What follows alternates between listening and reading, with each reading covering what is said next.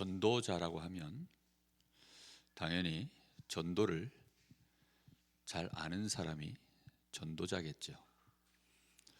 전도를 잘 알려고 하면 전도에 대한 기본, 이 스피릿이 하나님과 통해야 됩니다. 전도에 대한 기본, 우리의 영적인 흐름이 하나님과 통하려고 하면, 그래서 반드시 복음을 주신 하나님의 마음을 우리가 알아야 되는 거죠. 가장 전도를 우리가 잘하려고 하면 결국은 복음을 잘 아는 자가 전도자의 삶을 살게 되어 있습니다. 우리 자신이 정말 만약에 그래서 복음이 있다면 우리는 얼마든지 전도자로서 우리의 삶을 살아낼 수가 있게 되어집니다.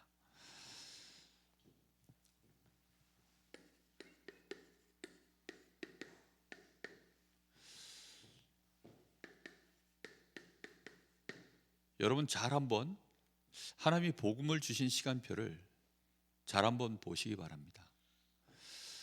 우리가 처음 하나님이 창세기 3장 15절에 이 복음을 받았을 때 언제 이걸 주셨습니까? 정말 범죄를 처음 저질러서 한 번도 느껴보지 못했던 그의 인생에 하나님과 단절이 되고 결국은 저주를 받아서 에덴에서 쫓겨나 그야말로 극악한 죄악 세상 속으로 던져졌을 때, 그때 주신 것이 창세기 3장 15절의 약속의 말씀입니다. 여자의 후손이 와서 뱀의 머리를 상하게 하리라. 이 뱀은 요한계시록 12장에 보니까 옛 뱀, 큰 용, 마귀, 사탄이라고도 하는, 이렇게 표현되어 있습니다. 다시 말하면 그 옛뱀이 창세기 3장에 나와 있는 바로 그 뱀이요, 우리 주님께서 그 머리를 상하게 하리라고 말씀하셨던 바로 그 뱀이라고 모든 신학자들이 다 동일하게 그렇게 동의하고 있는 내용입니다. 뿐만 아니라 하나님이 우리 사람들이 자기의 험을 가리려고 무화과 나무 잎을 엮어 이제 쫓겨나게 된 그때에 하나님은 3장 21절에 어떻게 하셨죠? 짐승을 잡아서 피를 흘리고 죽인 거죠. 그리고는 그 가죽을 벗겨서 옷을 만들어 입혀서 내보내셨습니다. 언제 하나님이 우리에게 복음을 주셨는지를 잘 봐야 됩니다. 제일 굵직굵직하게 나오는 것이 출애굽기 3장 18절입니다. 정말 이때는 그냥 민족성을 잃어버려도 당연한 상황이 400년이 노예되어 있는 상황이었어요. 이스라엘이 애굽에 400년 노예 생활할 때니까 완전 절망 상태죠. 그냥 이대로 우리는 그냥 영원히 노예로. 인도에 가면 신분 제도가 있습니다. 그래서 제일 이제 4계급이 있는데 그냥 왕족처럼 귀족처럼 그냥 태어날 때부터 그렇게 사는 사람들, 그 다음에 귀족 신분, 중산층, 그리고 완전히 노예 신분. 이 사람들은 그게 운명이야. 그냥 개, 돼지처럼 그렇게 취급을 받는데 그냥 그렇게 살아가야 되는 줄 알아요. 그렇게 살아가는 게 그게 완전히 운명처럼 묶여있는 절망 상태거든요. 이스라엘 백성들은 400년 노예 생활을 했으니까 안 되는 거죠. 거기에 노인 모세가 가서 말한다고 한들 그게 먹힐까요? 안 될 일이죠. 그런데 하나님은 모세에게 이 말씀 하나를 입에 넣어주고 가라 그랬습니다. 딱 이 말씀 하나를 넣어주고 보냈어요. 한 3일길쯤 가서 하나님 앞에 희생 제사를 드리기 위하여 이 백성들을 데리고 나가야 되니까 바로에게 말한 겁니다. 가서 말하라는 거예요. 바로에게 가서 말하고 이스라엘의 장로들에게 가서 말하라는 것입니다. 그렇게 해서 바로에게도 내가 온 이유를 말하고 장로들에게도 가서 전 이스라엘 백성들에게 하나님이 지금 너희들을 통하여 희생 제물 드리게 하기 위하여 데리고 나가려고 하니까 그렇게 말하라는 것입니다. 그 일을 이루는 일에 절대 안 되는 출애굽의 역사가 일어나 버린 거예요. 심지어 홍해도 갈라버리셨습니다. 끝까지 쫓아오는 바로 왕과 그 애굽의 군대들을 하나님의 홍해에서 바로 왕 하나를 빼놓고 몰살을 시키는 사건이, 그 모든 일들이 이 한마디의 복음의 언약의 말씀을 이루시려고요. 결국은 이 백성들은 이 언약을 하나님이 성취하는 것을 보죠. 그게 여호수아를 통해서 가나안 정복, 드디어 이제 가나안 땅 안에 들어가서 하나님 앞에 희생 제사를 드리며, 사실은 광야길에서 계속 희생 제사를 드렸죠, 40년을. 그리고 결국 가나안 땅 들어가서 누가 오십니까? 그리스도가 오실 그 땅으로 들어가서 거기에서 이제 하나님의 약속하신 메시아, 히브리어로 메시아, 헬라어로 그리스도, 우리를 구원하실 하나님의 이 복음, 이 복음을 기다리도록 하나님이 하신 거죠. 근데 놀랍게도 가나안 땅 들어가서 거기에서 또 뭘 놓쳐요? 또 복음을 놓쳐버렸어요. 그래서 저 아수르의 북이스라엘은 망하고 이 남유다도 바벨론에게 완전히 지배를 당해서 망하는 그때에 하나님이 주신 약속의 말씀이 뭐였습니까? 멸망당한 그 시간표에 주신 말씀이 이사야 7장 14절입니다. 하나님을 떠나서 완전히 우상 숭배하던 그 백성들에게 하나님이 다시 회복시키신 말씀이 이거예요.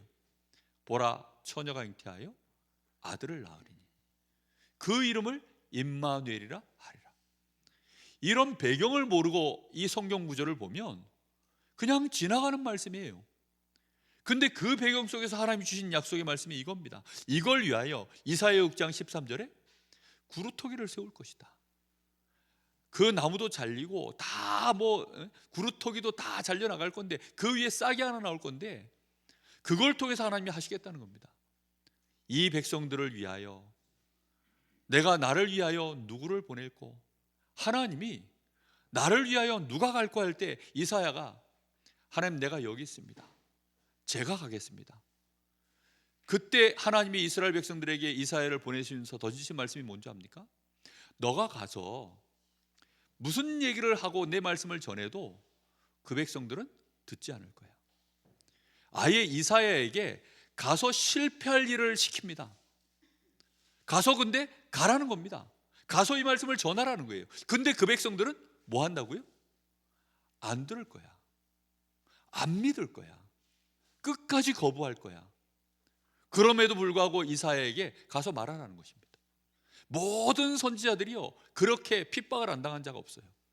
그렇게 어려움을 당할 때 그래도 하나님은 이 복음을 주셨고, 결국은 우리 주님이 오셨죠. 그게 마태복음 16장 16절입니다. 주님이 그리스도로 오셔서 사람들이 나를 누구라 하더냐. 이때 상황이 어떤 상황입니까?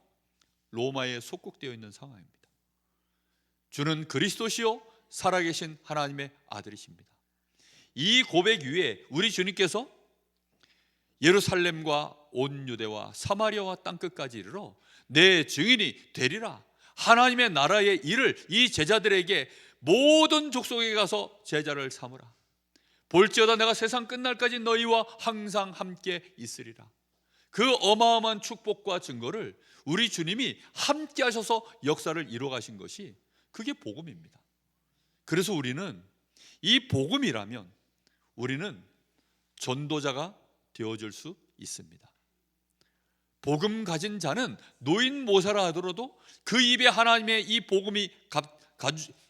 복음을 담아서 간다면 하나님은 이스라엘을 출애굽시키는 일에 전도자를 쓰시는 것입니다. 이해되셨습니까? 우리의 입술에 만약에 이 한 현장에 누구를 만나든지 그에게 내가 이 복음을 전달한다면 이 사람은 불가능이고 내가 봐도 불가능해요. 근데 역사는 누가 하십니까? 복음이 하시는 줄로 믿습니다. 그래서 우리는 이 복음을 붙잡고 일어설 때 역사를 하나님이 하시는 걸 믿고 가는 그 사람이 전도자인 거예요. 우리는 가서 할 일이 그래서 복음 말하는 것입니다.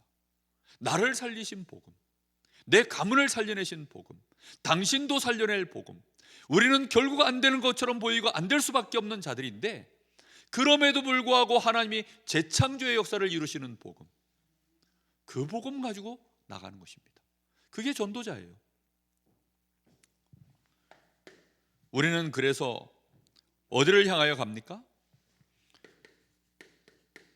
복음 없는 인생들에게 가는 것입니다. 복음 없는 인생들에게 가서 그들에게 뭐 하는 겁니까? 그들이 만난 재앙, 그 재앙 다 있어요. 없는 자가 없습니다. 여러분, 많은 사람들이 고통이 해결되기를 원해요. 여러분, 큰 고통이 오면 그 고통 때문에 못 견디니까 아이고, 내가 이것만 안 아프면 살 것 같은데, 그럽니다. 특히 나이들이 드시면 뭐 다 그렇잖아요. 여기도 아프고 저기도 아프고.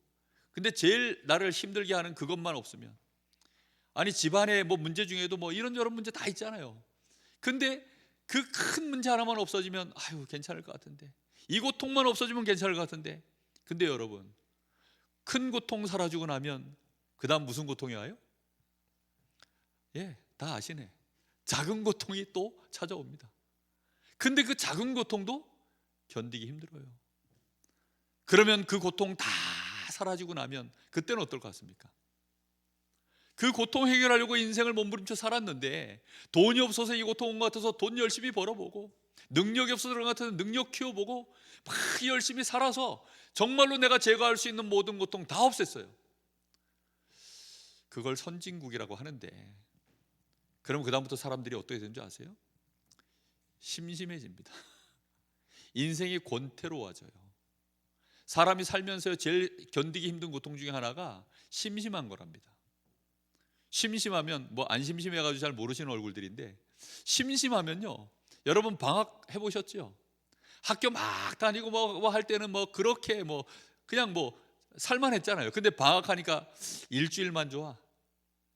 2주째 3주째 지나면 막 시간이 남아드는데 어찌할 바를 모르는 거죠. 심심해서 뭐 이제 그때는, 그러니까 사람들이 뭐 하느냐, 그 심심한 것이 고통이에요. 그게 고통인 줄 모르죠, 사람들은.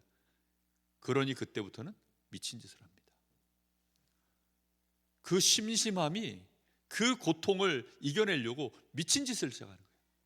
그래서 별의별 일들을요, 스스로 이제 막 또 고통 속으로 들어가는 겁니다.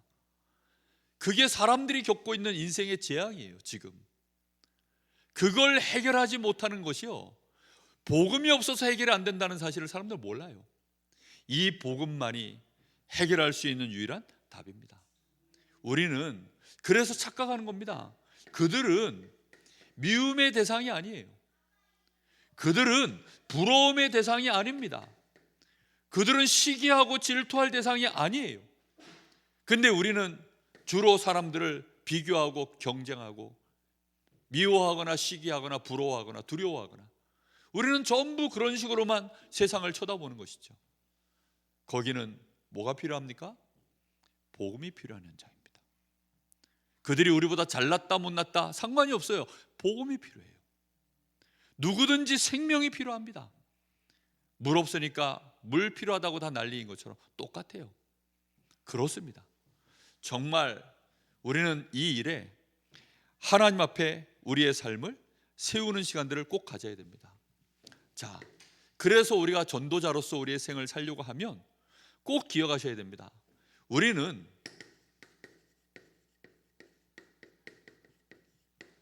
하나님 앞에 나를 세우는 겁니다.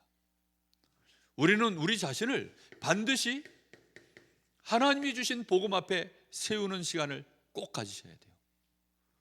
그리고 하나님이 주시는 이 성령 앞에 나를 세우는 시간을 반드시 가지셔야 됩니다. 내가 하나님 앞에 나를 세우면 우리는 다 누구죠? 죄인이죠. 하나님 앞에 나를 세우면요, 죄인이 아닌 인간이 없어요. 그 앞에 고개를 들 수 있는 인간은 단 한 명도 없습니다. 그런데 우리가 진짜 하나님 앞에 나를 진실하게 세우면 하나님은 나를 긍휼히 여기십니다. 그리고 하나님은 나에게 이 구원의 놀라운 은혜를 베푸시는 겁니다. 우리는 다 하나님 앞에 서면 억만죄악이죠. 죄인입니다. 그런데 우리가 복음 앞에 서게 되어지면 우리는 놀랍게도 의인이 되어집니다. 이 놀라운 은혜가요, 이것은 우리 편에서 뭘 어떻게 저렇게 해가지고 되어지는 일들이 아니라 그냥 하나님이 우리에게 베푸시는 재창조의 역사인 거예요. 그래서 우리가요, 같은 동족이라는 말이 그 말입니다. 우리는 동류예요, 동류. 사람 자체가 좀 못났긴 하지만 의인입니다. 이해되셨습니까? 못난 거하고 의인은 달라요. 여러분, 물고기라도 잘생긴 애가 있고 못생긴 애가 있더라고. 무슨 심퉁이? 그거는 너무 못생겨가지고 사람들이 맛도 없을 것이다 해서 늘 버리던 물건이래요. 근데 언젠가 이제 누가 그걸 음식으로 개발을 했는데 뭐 없어서 못 팔죠 뭐. 그러니까요. 정말 그럼에도 불구하고 그게 물고기예요. 물고기 같이 안 생겼는데, 우리가 아무리 모자라고 아무리 우리가 부족해도 사실은 그 복음 앞에 서면 우리는 의인인 줄 믿습니다. 우리가 아무리 무능력해도 사실은 성령 앞에 딱 서면 우리는 능력자가 되어집니다. 이게요, 전도자로서 우리의 삶을 살아내는 시작하는 너무나 중요한 비밀입니다. 근데 너무 많은 분들이요, 하나님의 긍휼까지는 알아요. 그래서 천국은 내가 구원은 받았지, 하나님 내가 구원받고 은혜 받았죠, 내 죄를 용서해 주신 주님 감사합니다, 그래서 맨날 부르는 찬양이 천부여 의지 없어서 손들고 옵니다. 주 나를 외면하시면 나 어디로 가리까. 무슨 거의 장송곡 비슷해요. 그게 알고 보면 엄청난 은혜의 찬양인데, 근데요, 예전에는 알고 있는 이미지가 딱 여기까지니까. 근데 그리스도로 말미암아 우리는 아예 정죄받을 것이 없는 의인이 되어버린 것입니다. 이게요, 엄청난 우리에게 은혜요, 엄청난 이게 능력이요, 축복인데 여기까지 우리의 양심상 못 가요. 문제는요, 우리의 꼬라지를 보고 못 간다니까. 이게요, 율법적인 기준이라든가 세상적인 기준이라든가 우리가 배운 도덕, 윤리, 어떤 양심적인 어떤 이런 이것 때문에 스스로 여기에까지 가기가 부담스러운 거지. 그리고 양심적으로 이게 안 된다고 생각하는 거죠. 정말 여러분, 의인 맞습니까? 여러분 자신을 생각하고 안 된다고 생각하면 그거는 하나님 보시기에 하나님과 원수된 생각이라고 로마서 8장에 나와 있습니다. 제가 몇 절인지는 기억이 안 나요. 근데 그게 육신의 기준입니다.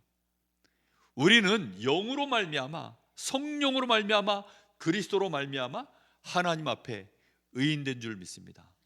그리고 우리가 무능한 줄 알기 때문에, 세상 능력으로는 안 되는 줄 알기 때문에 하나님은 우리에게 권능으로 충만하게 하시려고 성령을 약속하신 것입니다.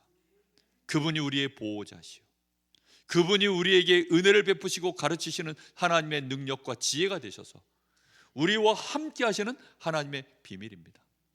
성령 앞에 있으면요, 다 능력자가 되어지는 거예요. 나는 무능하다는 생각이 드시는 분은 오늘부터 성령 앞에 서십시오. 성령의 충만함을 달라 기도하십시오. 나는 이래서 안 되고 저래서 안 된다, 그 생각이 자꾸 올라오시는 분들은 성령의 충만함을 달라고 기도하십시오. 성령의 충만함을 받아보고 난 이후에 얘기하십시오. 이해되셨습니까? 성령의 역사를 보고 난 다음에 얘기하십시오. 우리는 성령의 역사가 일어나기도 전에 안 된다 그래요. 못한다 그래요. 불가능하다 그럽니다. 근데 성령의 역사가 일어나면 그때에는 출애굽의 역사도 일어난다니까요. 출 바벨론의 역사도 일어나고 출 로마의 역사도 일어납니다. 그거는 우리가 상상할 수 없는 계산의 얘기죠. 그런데 우리는 성령의 충만함을 받지 않으면 우리의 생각도 우리의 마음도 무능 상태가 돼요. 그러니까 우리가 배운 지식들 중에 내가 무능하다라고 하는 증거가 되어지는 지식만 자꾸 올라와요. 우리가 생각할 때 이거는 아니야 라고 좌절된 절망된 생각들, 마음들만 계속 합리적으로 조합해서 내 마음을 지배합니다. 그게 엄청난 불신앙이고 그게 엄청난 인본주의라는 사실을 몰라요. 여러분, 이 앞에 안 서면 그래서 우리가 할 수 있는 일은 결국은 뭐밖에 없느냐, 이 앞에 안 선 상태에서 하는 모든 것, 그게 인본주의입니다. 내가 의로워져 보려고 막 몸부림칠 때 그게 인본주의예요. 종교는 그래서 인본주의의 극치입니다. 하나님 없이, 복음 없이, 성령의 역사 없이 우리가 뭘 교회 안에서 한다? 전부 인본주의로 그럽니다. 그러면 교회는 어느 날 누가 왕 노릇하는 줄 아세요? 힘 있는 사람이요, 실력 있는 사람이요, 능력 좋고 인격 좋고 뭔가 많이 세상적인 기준에서 훌륭한 사람이 교회를 지배합니다. 그럼 그건 교회가 아니죠. 라이온스 클럽이지. 안 그렇습니까? 그건 교회가 아닙니다. 더 이상 교회가 아니에요. 우리는 하나님 앞에, 복음 앞에, 성령의 역사 앞에 우리를 세울 때 전도자로서의 정체성이 뚜렷해지게 되어 있습니다. 자, 반드시 우리가 각오를 해야 되는 이유가 있어요. 그게 뭐냐면 반드시 환난이 일어나게 되어 있기 때문입니다. 없을 수가 없습니다. 왜냐하면 세상은 하나님의 나라와 반대쪽에 서 있기 때문입니다. 하나님의 백성과 반대쪽에 서 있는 나라입니다. 그러니까 어쩔 수 없이 부딪히는 거죠. 계속 이 부딪힘이 일어납니다. 그래서 천국은 누구의 것이라고요? 침노하는 자의 것이다. 저는 이 말을요, 처음에 전도를 모를 때는 이해가 안 됐어요. 천국을 침노를 해? 뭐 도대체 개념이 아예 머릿속에 없으니까 천국이 침노를 한다고? 이게 무슨 말이지? 우리 가정이 나중에 보고 알고 보니까 지옥인 걸 알았어요. 나중에 내 친구들, 제가 알고 있는 사람들의 삶을 보니까 그게 지옥인 걸 알았어요. 거기에 하나님의 나라가 이루어지도록, 정말로 거기에 하나님의 나라가 이루어지도록 우리를 하나님 나라의 일을 감당할 자로 나를 세우셨다는 사실을 알게 된 거예요. 복음이 바로 그 역사를 이루는 능력이라는 걸 알게 된 것입니다. 여러분, 그 은혜 속으로 들어가시기 바랍니다. 그러니 당연히 그 부딪힘 속에 전쟁이 있으니까 당연히 환난은 있을 수밖에 없습니다. 지금 인도 현장에 원로 목사님 부부 가 계시는데요, 만약에 그분들의 활동이 드러나면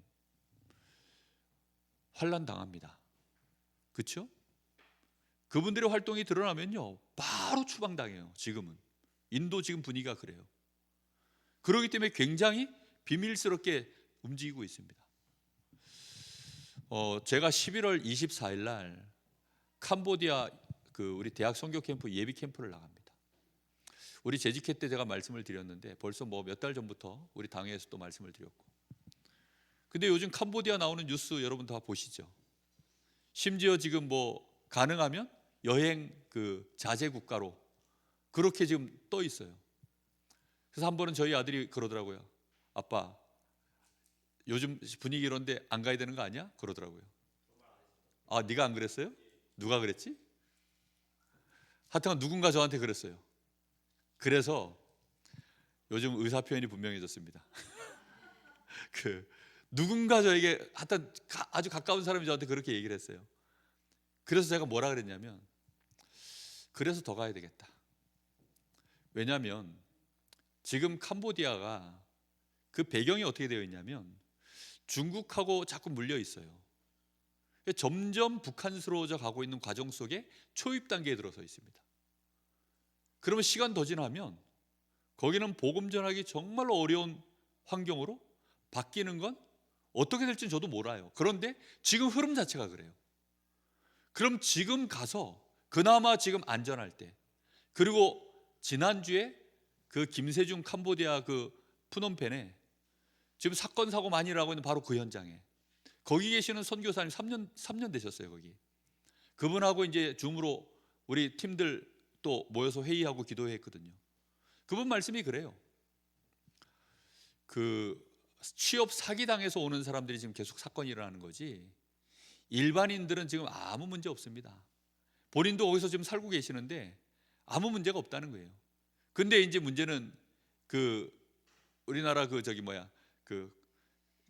정부에서 지금 그거를 가능하면 가지 마라, 지금 이렇게 분위기가 되어 있으니까 저희가 가서 시끄럽게 할 게 아니고 조용히 정말로 중요한 하나님의 인도를 받아서 하고 와야 될 지금 시간표에 안 하면 안 되는 일들이라. 앞으로 어떻게 될지 몰라요.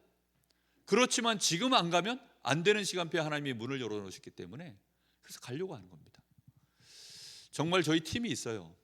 지금 계속 인도네시아 지금 그 현장 들어가던 그 팀이 올해 초에 이제 인도 들어가려고 하다가 우리말로 이제 튕겼다 그러는데, 그래서 지금 다 여권에 빨간 줄 거져 있습니다.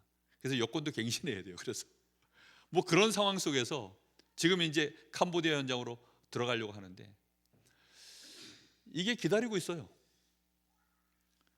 사실 어디든지 다 그렇습니다.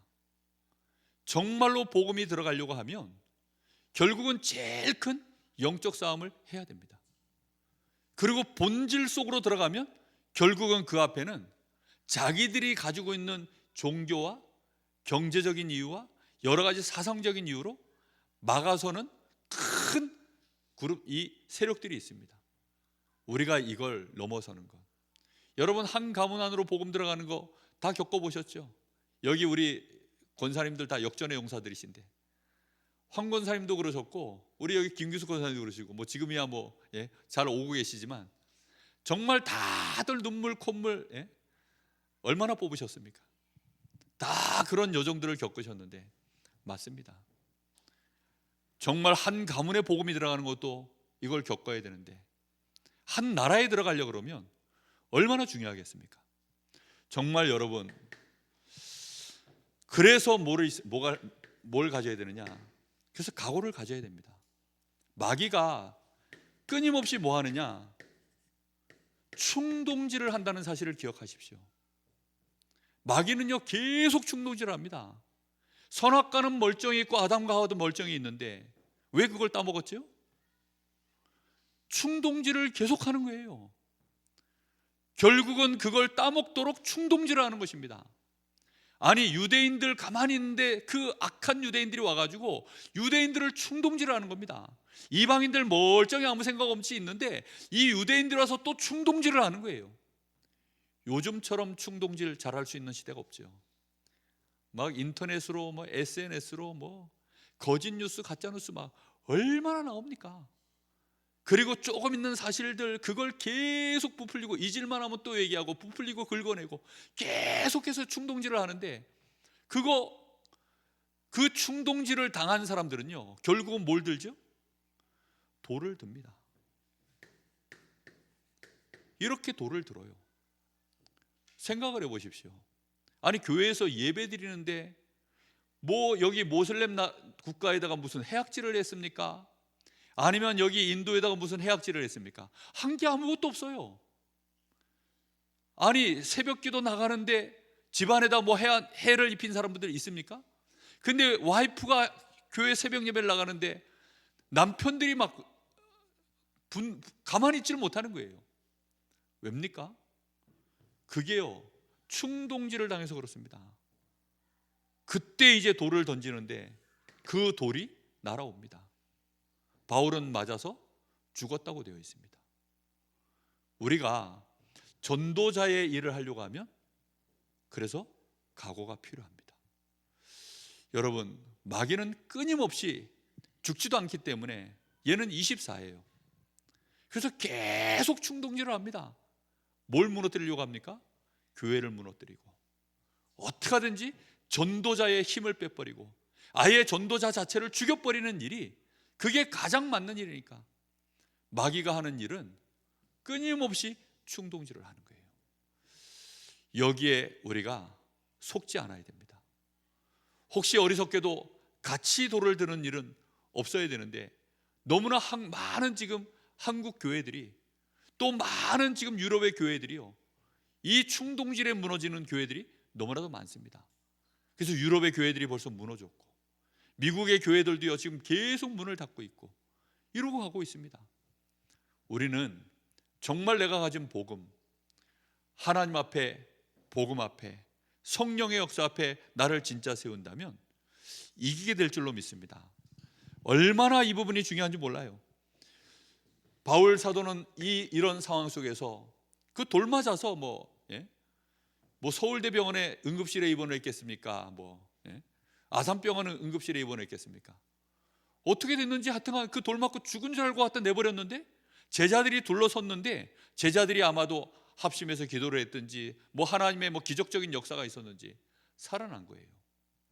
그래서는 다시 성으로 들어가서 그 피투성이가 된 몸으로 제자들에게 또 복음을 얘기하고 굳건히 있을 수 있도록 힘을 주고 답을 주고 이제 그렇게 그 시간들을 보내는 거죠. 이렇게 해서 그 짧은 이 성경 구절 안에 얼마나 많은 자기가 밟았던 그 교회들 지역들을요 역으로 순회를 쭉 해서 결국은 어디까지 와요? 자기를 파송했던 안디옥 교회까지 돌아와서는 그리고는 이제 있었던 모든 선교의 여정들에 대하여 보고를 합니다. 그리고 제자들과 오랫동안 머물러 있으니라 하고 나옵니다. 전도자 바울은 결국은 뭘 남기기를 원합니까?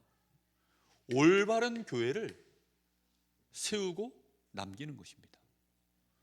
많은 난립되어져 있는 교회들 말고요, 주님 재림 오시는 그날까지 이 복음으로 결국은 끝까지 전도와 선교할 수 있는 이런 올바른 교회, 힘 있는 교회, 복음으로 원내스되어진 교회 세우기를 원해서 이 여정을 가는 거죠. 그래서 22절에 보니까 제자들을 굳건히 세웠다. 그리고 22절에 또 뒤에 말이 뭐지요? 우리가 하나님 나라에 들어가려면 많은 환난을 겪어야 할 것이라 하고, 하나님 나라가 임하려고 하면 결국은 이 제자들이 뭘 겪어야 된다고요? 있을지도 모른다가 아닙니다. 한두 개가 아닙니다. 많은 환난을 겪어야 된다, 이렇게 말합니다. 뭐 별로 이렇게 좋은 얼굴들이 아니시죠? 뭐 당연한 겁니다. 환난을 겪는데 누가 좋습니까? 근데 이 땅의 여정은 이래도 저래도 어렵죠. 결코 쉽지 않습니다. 그래서 우리가 하나님 앞에, 복음 앞에, 성령 앞에, 성삼위 하나님 앞에 나를 세우는 시간이 없으면 정말 이 환난의 이 시간표들을 우리는 교회를 세우는 일에 헌신할 수 있는 시간으로 못 바꿔냅니다. 전도자 바울은 그렇게 이 환난 속에서도 더욱 굳건히 제자들을 세워내고 본인이 환난 속에서 승리한 모습들을 보여주면서 제자들이 환난을 더 겪어야 될 것에 대해서 담대하라고, 두려워하지 말라고 권면하고 있습니다. 또 23절에 보면 각 교회에서 장로들을 택하여 금식 기도하며 그들이 믿는 주께 그들을 위탁하고. 누구를 택했다고요? 장로들을 택해서 세운 겁니다. 그리고는 금식하며 기도하고 그들이 믿는 주님께 이들을 어떻게 했다고요? 위탁했다. 사람에게 맡기지 않습니다. 이 귀중한 주께서 기름 부어 세우신 종들을 주님 손에 맡깁니다. 금식하며 기도하며 성령의 역사에 맡깁니다. 이렇게 하면서 나오는 거죠. 그리고는 이제 24절 비시디아로 밤빌리아에, 거기서 또 말씀을 버가에서 전하고 아달리아로 내려가서 거기서 배 타고 안디옥에 이르니 이곳에 두 사도가 이른 그 일을 위하여 전에 하나님의 은혜에 부탁하던 곳이라. 그들이 이르러 사도행전 13장에 이제 그 현장으로 돌아온 것이죠. 그들이 이르러 교회를 모아 하나님이 함께 행하신 모든 일과 이방인들에게 믿음의 문을 여신 것을 보고하고 제자들과 함께 오래 있으니라. 드디어 이제 있었던 하나님의 역사에 대하여 포럼하고 보고하고, 그래서 함께 오랫동안 머물러 있었다, 이렇게 되어 있습니다.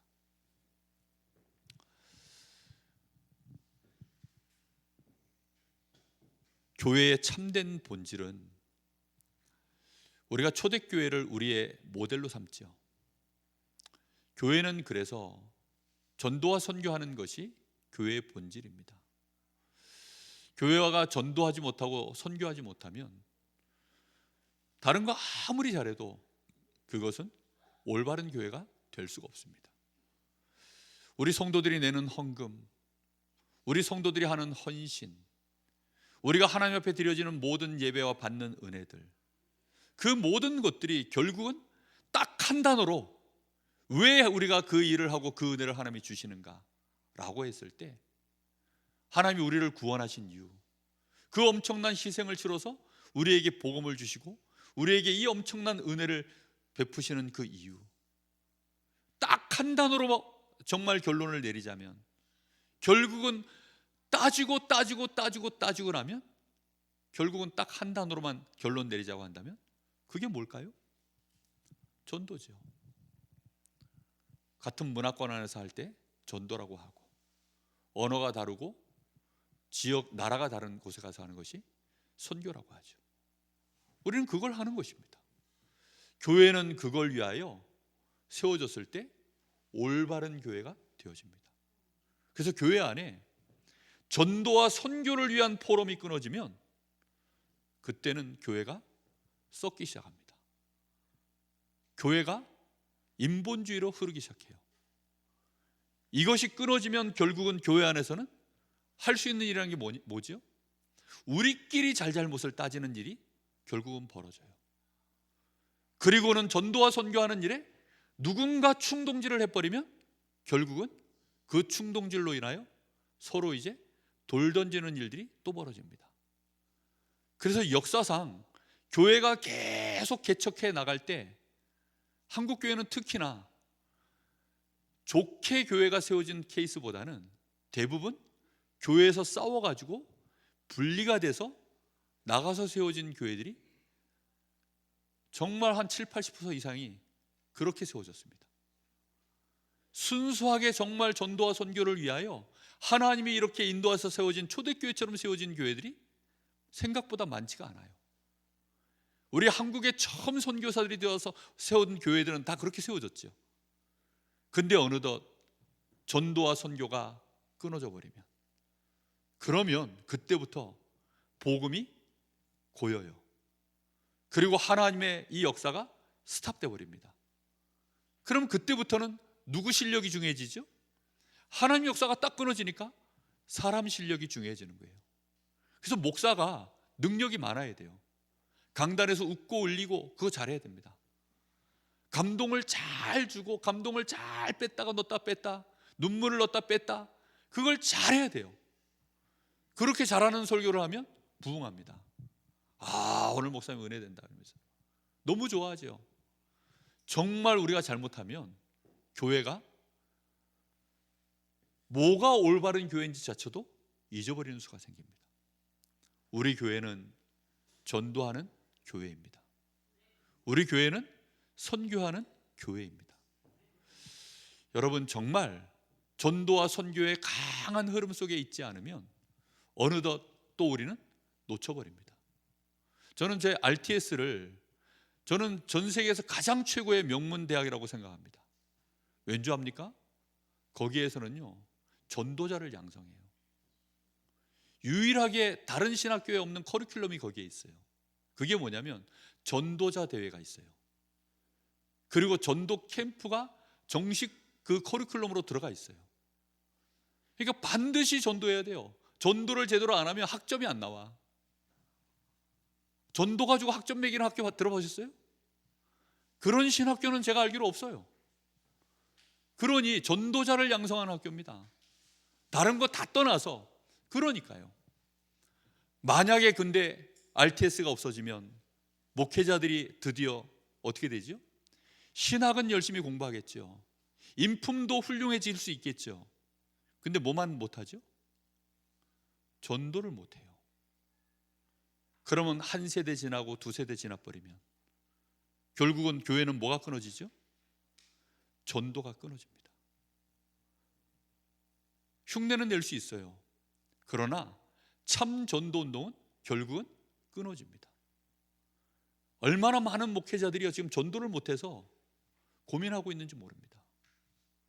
수없이 많은 성도들이요, 하나님 앞에 받은 은혜는 너무 큰데 이 은혜를 저 불신자에게 어떻게 가서 전달해야 되는지 그게 도무지 그림이 안 나와서 고민하는 성도들 너무너무 많습니다.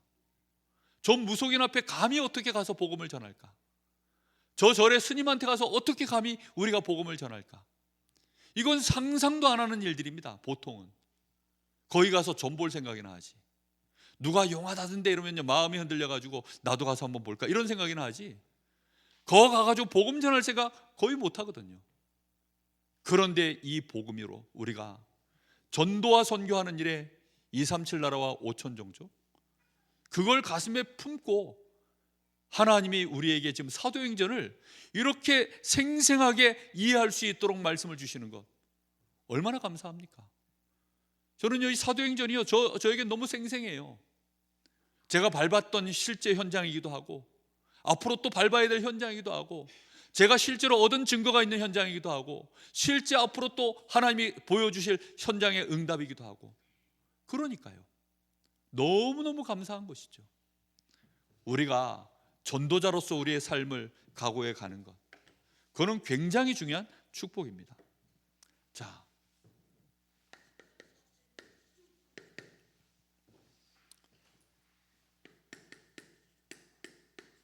우리가 교회 안을 잘 보면 정말 교회 안에는 항상 이게 있습니다. 오해가 있고 그 오해는 곧 우리로 하여금 끊임없는 갈등을 조장합니다. 교회 바깥에는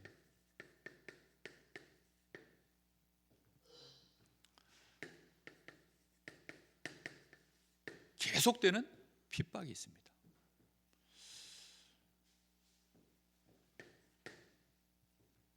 그래서 우리는 각오를 해야 됩니다. 일단 누구 앞에 서야 됩니까? 성삼위 하나님 앞에 우리를 서는 것입니다. 그걸 보고 예배의 자라고 합니다. 나는 어떤 경우에도 하나님 주시는 은혜 앞에, 하나님 주시는 이 복음 앞에 나를 세워서 나라고 하는 사람의 정체성을요 항상 온전하게 유지하는 것입니다. 더할 것도 없고 뺄 것도 없어요. 내가 누군지에 대한 정확한 정체성을요 유지하는 것입니다. 그리고 그 정체성만큼의 힘을 실제로 소유하는 것입니다. 그게 너무너무 중요한 게 예배의 비밀이에요. 이 예배의 축복 속으로 우리는 들어가는 것입니다. 그리고 우리가 이걸 가지고 이제 교회 안에 너무나 많은 우리 지금 이 오해와 갈등 속에서 힘이 빠져 있는 자들을 향하여 우리는 뭐 하는 거죠? 이번 주 말씀처럼 무난하여 위로하는 것입니다. 위로자가 될 수 있기를 예수님의 이름으로 축복합니다. 계속 우리는 서로 위로해서 뭐 하는 거죠? 연합하여서 하나님의 나라의 일을 감당해 나가는 거죠. 그리고는 우리는 현장에서 뭐 하는 거죠? 전도자로 우리를 세우는 것입니다. 이게 우리의 마음속에 각오로 들어와져 있어야 돼요. 각오한다는 건 뭐죠? 내 마음에 메시지가 들어온 겁니다. 아, 그래, 이거 꼭 해야 되겠구나. 이렇게 각오가 들어와야 하나님이 그때부터 진행하시는 게 보여요. 이게요, 마음에 이 관심이 없고 각오가 안 서 있으면 관심이 안 생기거든요. 그러면요 안 보여요. 정말 강릉에 비가 지금 이번 달에 이틀 빼고 계속 비 왔대요. 그랬더니 지금 동네가 난리가 났어요. 비가 안 오니까 동네가 난리가 났는데 비가 또 이틀 빼고 뭐 28일 온 거죠. 그러니까 28일 비가 오니까 배추 농사를 져놨는데 땅이 뭐 그냥 계속 뭐 젖어 있고 뭐 이 질퍽하니까 햇빛을 못 보니까 애가 성장은 안 되고 계속 그 상태니까 뽑으니까 그냥 쑥 뽑혀요. 속을 보니까 텅텅 비었어요. 배추 속이 꽉 차 있어야 되는데 보니까 뭐 강릉에서 제일 넓은 그 배추밭이라는데 이제 취재를 나간 거죠. 뉴스를 보니까 그냥 뭐 완전히 망한 겁니다. 완전히 망했어요. 강릉 사람이니까 이거 강릉에 계속 비가 왔으니 또 이거 이 농사 또 문제 있겠구나. 그러는데 그 뉴스가 뜨니까 바로 온 거죠. 아마 대한민국 사람들이라면 요즘 강릉이 또 이상하게 핫해져 가지고 강릉 계속 비 안 오더니만 이제 또 요즘은 또 계속 비 온다는데 이러면 이제 아마 아는 사람들은 또 오겠죠. 그게요 보이는 거예요. 보이는 거. 이게 뭔가 마음에 메시지가 들어와 있으면요, 그때 보이는 거예요. 각오를 한다는 게 그런 겁니다. 내가 정말로 각오를 하면 그때부터 이제 보이는 거예요. 여러분 눈에 정말 이번 한 주간에 많은 위로를 할 수밖에 없는 현장들이 보여지기를 예수님의 이름으로 축복합니다. 그러니 내가 예배자로 안 설 수가 없는 거죠. 그렇죠? 내가 하나님 주시는 그 힘, 그 정체성 아니면 할 수가 없는 일이니까, 그래서 예배자로 서는 것이고, 현장에는 전도자로 서는 것입니다. 정말 각오가 될 만큼 하나님의 은혜가 임하여 영안이 활짝 열려지시기를 예수님의 이름으로 축복합니다. 기도하겠습니다. 우리가 잡심에서 기도하실 때 하나님, 복음 좀 더 알게 해주십시오. 복음은 하나님의 능력이고 복음은 하나님의 지혜라고 했고, 히브리서 1장 3절에 보니까 이 복음은 하나님의 영광의 광채, 가장 빛나는 그게 복음이라고 했습니다. 이 복음이 들어가면 누구도 생각도 안 하고 있고, 그 누구도 아예 그림조차도 계획조차도 세울 수 없는 그곳에 생명이 시작됩니다. 그곳에 출애굽의 역사가, 그곳에서 출 바벨론, 출 로마의 역사가, 출 재앙, 출 저주, 그 역사가 거기서 시작되어집니다. 하나님, 복음 알게 해주십시오. 이 복음 그 앞에 더 서게 하옵소서. 복음을 주신 하나님 앞에 더 서게 해 주옵소서. 복음 가진 자에게 역사하시는 성령의 그 은혜 앞에 우리 자신을 더 세우게 하옵소서. 위로가 필요한 현장이 너무나 많습니다. 나도 위로가 필요합니다. 하나님, 하나님의 위로가 필요하고, 내가 위로하고 위로받아야 되는 사람입니다. 우리 교회가 올바르게 전도와 선교 때문에 위로하는 교회 되어지게 하옵소서. 서로 사랑하고 섬기는 교회, 인정하는 교회 되어지게 하옵소서.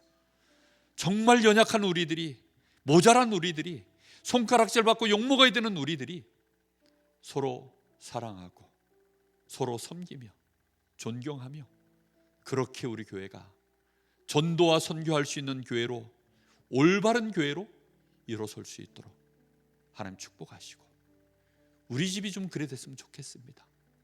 우리 가정과 가문에 그런 은혜가 임하기를 원합니다. 하나님, 역사해 주십시오. 우리 간절한 마음으로 잠시 기도하겠습니다. 살아계신 하나님, 감사를 드립니다. 우리에게 주시는 이 복음이 정말 하나님이 원하시는 이 참 복음이 맞기 때문에 우리는 이상하게도 꿀 수 없는 꿈을 꿉니다. 우리는 이상하게도 남들이 보지 못하는 것을 보고 있습니다.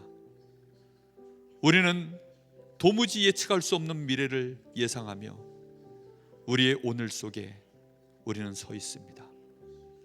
주여, 이 시간에 저희들에게 더욱 성령의 감동을 부으시고 주신 이 복음으로 충만해지게 하여 주시옵소서. 우리가 복음을 더 알 때에 하나님, 그곳에서 재창조의 역사가 시작됨을 깨닫게 하여 주옵시고, 이 복음이 들어가고 있는 그 현장에는 절대로 해결될 수 없는 흑암 권세가 무너지고 사망의 권세가 꺾이며 거기에 생명의 역사가 시작되어지고 교회가 세워지는 하나님의 나라가 임하는 줄 보게 하여 주옵시고, 우리의 삶의 여정이 전도자로서 걸어갈 수 있도록 하나님, 오늘 우리의 심령에 예배의 축복이 날마다 누려지게 하여 주옵시며, 믿음의 형제들과 연합하여 힘을 얻어 함께 나아갈 수 있도록 하나님, 서로 무난하고 위로함이 교회 안에 정말로 아름답게 지체로 하나님 원내스 되어질 수 있도록 주님께서 축복하여 주시기를 간절히 소원합니다. 이 힘과 이 배경이 하나님 전도팀 바울팀이 저 마게도냐로 저 로마까지 향하여 끊임없이 도전하고 나아갈 수 있도록 가는 곳곳마다 제자를 세우고 환난과 핍박이 있으나 그것도 이겨내고 결국은 하나님과 그 현장에 교회가 올바르게 세워지는 축복들을 계속 남기며 주님 재림 오시는 그날까지 하나님 정말로 하나님의 나라를 이루어가는 그 일에 완전한 교회를 세워갈 수 있도록 하나님의 배경이 될 수 있도록 안디옥 교회를 세우셨던 것처럼 하나님 우리 교회가 그런 축복된 교회가 되어지기를 간절히 소원합니다. 교회 안에 하나님 이 생명의 포럼, 전도의 포럼 계속되어지게 하여 주옵소서. 선교 포럼이 되어지게 하여 주옵소서. 하나님 우리 교회가 그래서 굳건히 더욱더 세워지게 하시고 정말로 남들이 없는 정말로 하나님의 자녀 전도자만이 가질 수 있는 그 올바른 성경적인 비밀, 하나님의 성경적인 센서가 우리 안에 켜질 수 있도록 하나님 역사하여 주시길 원합니다. 영적인 감각이 올바르게 회복되어지기를 원하고 하나님여 이 지역의 흑암 권세가 보여지기를 원합니다. 그래서 우리의 마음속에 더욱더 간절함으로 하나님 앞에 예배하고 믿음의 형제들을 하나님여 우리가 정말로 사랑함으로 그들을 긍휼히 여김으로 섬기며 함께 원내세워져 일어설 수밖에 없는 그 이유들이 발견되어지기를 원합니다. 하나님 우리 교회가 힘을 얻게 하여 주옵소서. 우리 성도들 한 사람 한 사람이 위로받게 하여 주옵시고 위로하게 하여 주시옵소서. 서로 무난하기를 기뻐하게 하여 주옵시고 그것 때문에 감사하게 하시고 평강을 더욱더 누려가는 비밀이 되어질 수 있도록 주님 역사하여 주시기를 원합니다. 마귀는 지금도 끊임없이 충동질을 하고 있는데 하나님이여 그것 때문에 일어나는 환난 때문에 저희들이 속지 말게 하여 주시옵시고 정말 하나님 교회가 더욱더 이 일로 인하여 제자들이 든든히 세워지고 교회가 든든히 세워져가는 역사, 주님께 위탁하고 서로를 의지하는 그 축복들이 나타날 수 있도록 주님이 역사하여 주시옵소서. 감사합니다. 하나님 아버지, 오늘도 주님께서 우리에게 주신 말씀께 우리 귀한 성도들을 부탁합니다. 주께서 함께 하시오니 주님의 은혜 가운데 우리 귀한 성도들을 의탁합니다. 우리 자녀들을 의탁합니다. 하나님 정말로 이제는 하나님 영광을 받을 만한 그런 축복된 역사가 우리 교회에 정말로 성도들의 무난함과 위로함 속에 시작되어지게 하여 주시옵시고 얼마든지 충동질하는 이 사단의 간기 앞에 저희들이 승리해 나갈 수 있도록 하나님 온 교회가 힘을 얻게 하여 주옵시고 지역을 치유하며 지역을 복음화하며 이 지역을 살려낼 수 있는 교회 되어지게 하여 주옵시며 237 나라와 5천 종족을 향하여 선교할 수 있는 교회, 정말로 그 선교팀이 회복되어질 수 있는 교회, 전도팀이 회복되어질 수 있는 교회, 전도팀이 일어나고 선교팀이 일어나는 교회가 되어지도록 하나님 역사하여 주시옵소서. 우리 주 예수 그리스도 이름으로 기도하옵나이다. 아멘.